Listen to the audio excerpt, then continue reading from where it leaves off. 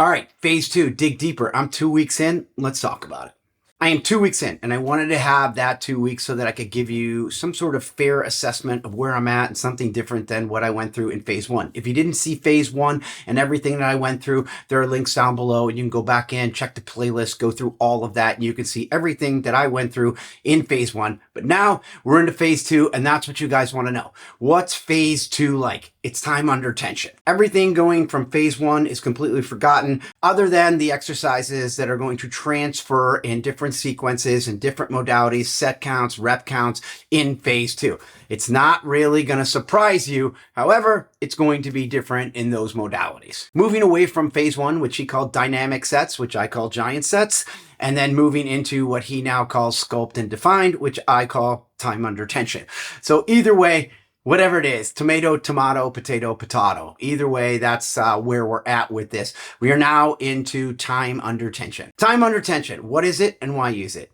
What is it? It's putting more stress on the muscle over more time. So basically your rep counts slow down so that there's more stress on the muscle over a longer period of time, which means slower reps. Sean's going to do a 3 count in one direction and a 1 count in the other. But is there a difference? Is there a benefit to a 1 count, to a 3 count, to a faster count?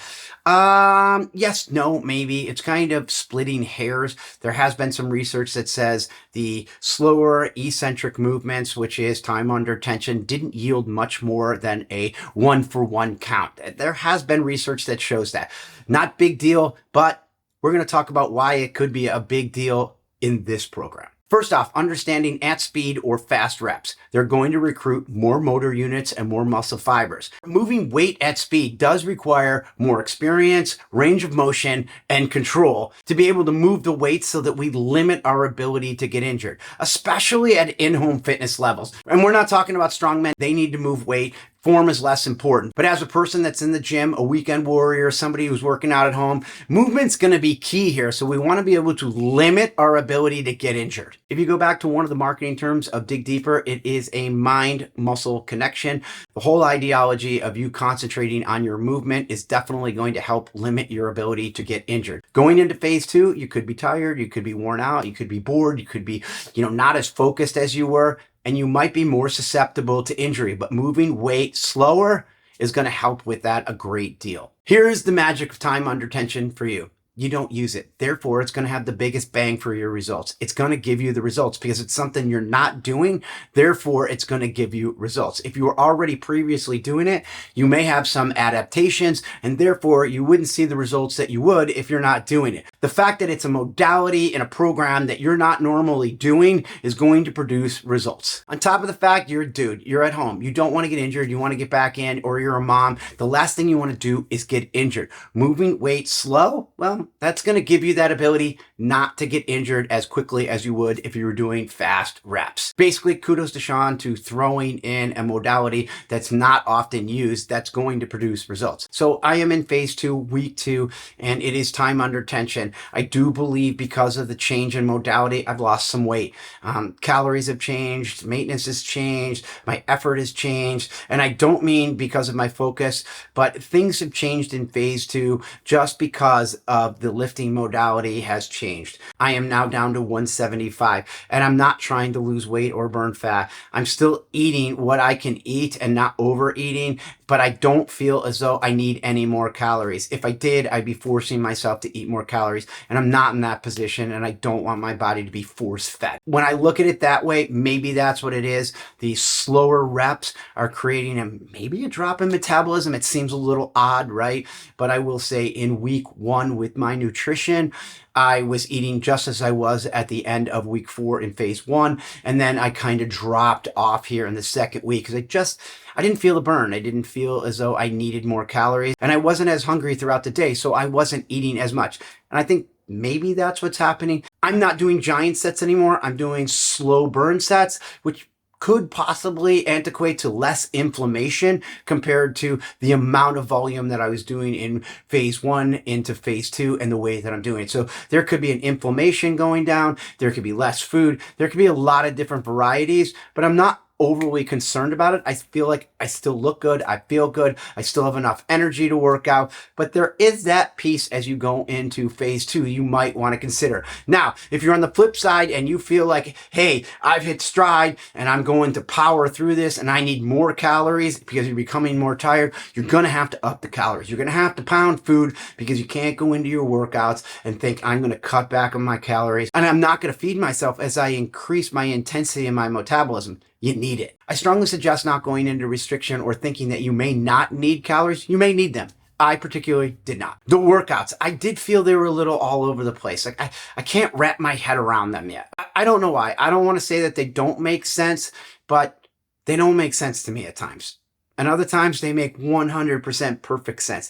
It's just a mindset that I'm not used to doing. This time under tension is something I don't do. I don't do slow, controlled, eccentric reps nonstop for 5 days in a row. It's not something that I do. So it's a grind on my brain. It's a grind on my muscles. It's a complete change for me. And I have to literally sit back and be like, I'm in the grinder, and I have to figure out how I'm going to get through the next 2 weeks. I got through 2 weeks because week 1 was about data collection. Week 2 was, all right, I'm going to do this and I'm going to apply it. So I upped my weights and I'm fine with it. But there are just moments where I'm like, gosh, I'm kind of bored. And I'm kind of not happy with where I'm at with this particular phase. I don't like it. But on the other side of that, which is really cool, is that I'm sacking up and saying, I'm not a physique coach. I'm not someone who's ever trained to recomp my body. It's nothing I've ever done. So I'm not the expert here. I have to do what the experts tell me to do. And this is what I'm being told to do. Eccentric phase, slow time under tension, 4 weeks, shut up, Mike, do it. This is what gets you to where you ultimately want to be. And also it allows me to give you guys the real feedback if I don't deviate from any of the plans. So I'm there with it. I would say with the biggest thing with the workouts, I kind of mentioned it a little bit earlier. I don't feel the swole. I don't feel as big. I don't feel as drained. It's a much different drain. It's a different tax on the central nervous system. It's a different tax on my mentality. It's a different tax on my energy sources.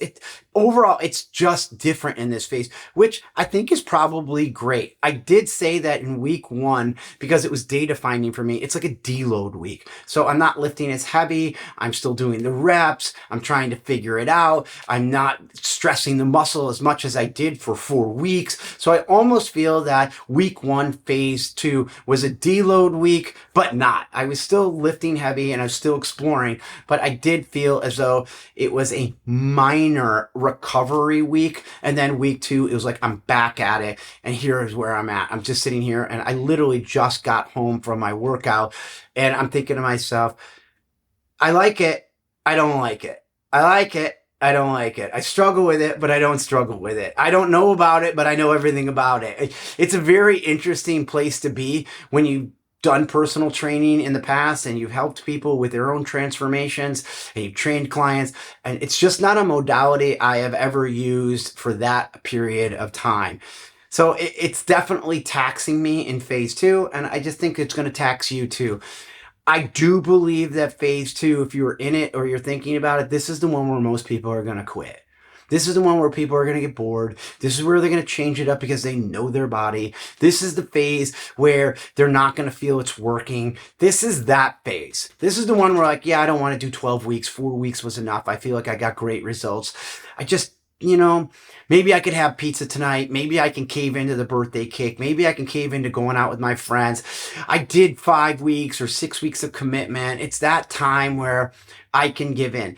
And let me just say, if you're going to quit, this is the stage, but this is also the stage that could make and break the results that you ultimately want. Most people that quit won't have the results that you'll get if you don't quit and if you forge on and if you stay to the plan and if you believe in Sean and you believe in the value that it has and you just stay the course. No matter what doubt that creeps inside of your head, like me, I'm having the same things that you guys are going through. I'm just not giving into it, even though I just want to say, what is going on with some of this stuff, especially the shoulders, glutes, and abs workout. I'm like shoulders into heavy glutes, into abs, shoulder. I'm like up, down, abs. I'm like, I can't do it. It's just, it felt weird, but I'm like, do it, Mike. Just do it. This is what Sean says. This is what's being told. Don't be the guy that goes off plan. Stick to the plan, stick to the course so that you can tell people that this is what you need to do in order to get results. You don't get to choose the plan. And if you did, then you would be the expert, that you would be the person giving that type of information. And you're not in this case. So sit back, shut up, and do the work. And that's kind of like where I'm at right now is I'm grinding. And I got 2 weeks left, which I get through the 2 weeks, right? And then I have 4 weeks into the home stretch. So I'm excited about the results that are going to come. And I'm excited about getting through this and seeing how I'm going to deal with this mentally, physically, and calorically. Because like I said, I am in maintenance mode with my calories. I am not eating any more than I have because I don't have the urge to eat more like I did before. Right now, leaving the gym, I don't need a shake. I still drink my shake, but I don't need one. I feel, again, not saying that that doesn't mean I don't need it, but I'm still drinking my shake, but I'm not feeling, oh, I need extra calories. And still on no calories after dinner, which means I'm really concentrating on getting as much dense nutrition and high protein during the day so that I don't long for anything after dinner. So that's it. You get to understand time under tension. And since you don't normally use it, you're going to get results. So push into this and don't push away from it. Also, we're moving away from giant sets into supersets with some abs. It's a much different modality. Is there progressive overload for my training freaks, my nerds out there? Yes, no. I mean, it changed modalities. So are you stressing the muscle differently? Yeah. So are you progressively overloading it?